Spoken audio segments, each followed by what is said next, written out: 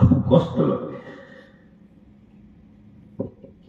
আমার আব্বু মারা গেছে, আল্লাহ আমাকে জান্নাত দান করুন বলি আমি। এই যে গভীর রাত 4 মাস 5 মাস থেকে বাইরে প্রোগ্রাম করেই যায়, বাড়িতে কোনোদিন ঘুমাতে পারি না। 5 মাস ধরে টানা প্রোগ্রাম চলছে। কোনোদিন যখন রাত্রে বাড়ি যাই তো সর্বপ্রথম যিনি দরজাটা খুলতে উঠেন তিনি হলেন মা। মা যে কত জেগে থাকে আমার জন্য আল্লাহ জানে। রাত্রি 3টা 2টা 4টা কিছুই বোঝে না। এক ডাকে যদি বলি আম্মা, সালাম দেওয়ার পর আম্মা, হ্যাঁ বেটা উঠেছি, সঙ্গে সঙ্গে উঠে দরজা খুলে গাড়ি চালাতে চালাতে কোনো সময় হাত গুলো একবারে ঠান্ডা হয়ে যায়, তখন হাতটাকে নিয়ে এইভাবে হাতটাকে বোলাই, গরম করার চেষ্টা করে। তারপরে মুখে হাত দিয়ে মাথা হাত দিয়ে বলে, বেটা কত কষ্ট করো না, এত রাতে রাতে প্রোগ্রামে যাচ্ছ, আর যেতে হবে না। এক নাম্মা, আপনার স্ত্রী একদিন বলবে না যে এত ঠান্ডাতে কিভাবে এলেন আপনি। তার নাম্মা, এই মাকে কিভাবে গালি দেন,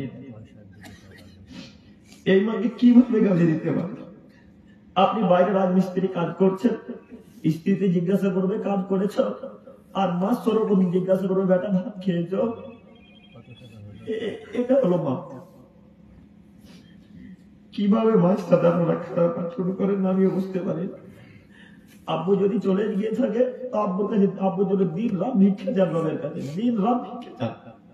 মা যদি ইহকাল ছেড়ে চলে যায় দিন রাত বলেন, আল্লাহ বলছেন আদমের ছেলে মেয়ে তোমরা পিতা মাতার জন্য বলো রব্বির হামহুমা কামা রাব্বায়ানি সাগীরা, রব্বির হামহুমা কামা রাব্বায়ানি সাগীরা। বারবার বলো পিতা মাতার জন্য যে আল্লাহ আমার পিতা মাতা আমাকে যে অবস্থাতে রেখেছিলেন, যেভাবে আমাকে লালন পালন করেছেন বাল্য অবস্থায়, আল্লাহ সেভাবে তুমি আমার পিতা মাতাকে রেখো। আল্লাহ তুমি আমার পিতা মাতাকে কষ্ট দিও না।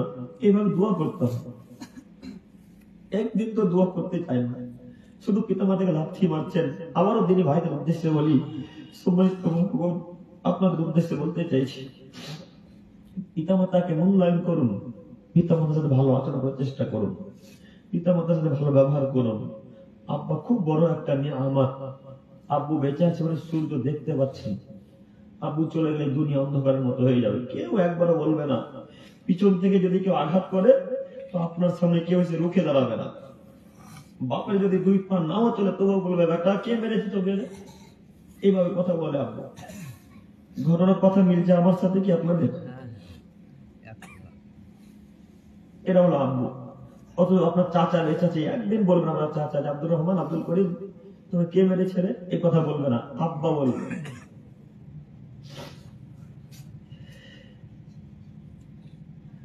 আল্লাহ তুমি আমাদেরকে পিতা মাতার সাথে ভালো আচরণ করো, তৌফিক দান করো, বলি আমিন। সম্মানিত দিন ভাই, কত যুবক, কত বৃদ্ধ বৃদ্ধ মানুষ বসে আছে, সেই সকল পিতাদের দিকে তাকিয়ে, আম্মাদের দিকে তাকিয়ে আজকে এখানে ওয়াদাবদ্ধ হন। আজ এখান থেকে ওয়াদা করে উঠবেন যে আল্লাহ আজকের পর থেকে পিতা মাতার কোনোদিন কথাকে অমান্য করবো না, সব কথাকে প্রাধান্য দিব ইনশাল্লাহ। বলি ইনশাল্লাহ। আপনার আব্বাকে টাকা দেন মাঝে মাঝে, আম্মুকেও দেন টাকা মাঝে মাঝে, স্ত্রীকেও দিতে হবে, সবকে দিতে হবে। এভাবে একটু মান্যতা দেন, ইনশাল্লাহ জান্নাত হবে। আমরা দোয়া করি আল্লাহ তুমি আমাদের পিতা মাতাকে জান্নাতুল ফেরদাউস দান করো, সকলে বলি আমিন।